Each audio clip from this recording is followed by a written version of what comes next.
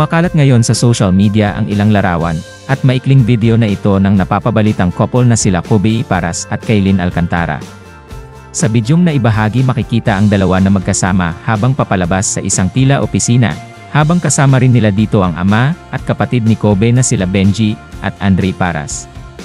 Mapapansin na sweet sa isa't isa sila Kobe at Kailyn na magka-holding hands pa sa kabuuan ng video. Maraming fans naman ang boto sa dalawa at komento nga ng ilan, "Shocks, nag-level up talaga siya, iba din talaga pag may partner kang malakas ang dating.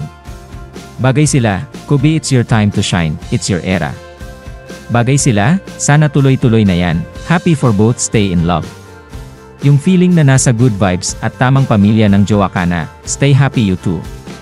Bagamat sinabi ng dalawa na friend pa lang sila sa ngayon, marami naman ang naniniwala na magkarelasyon na ang dalawa.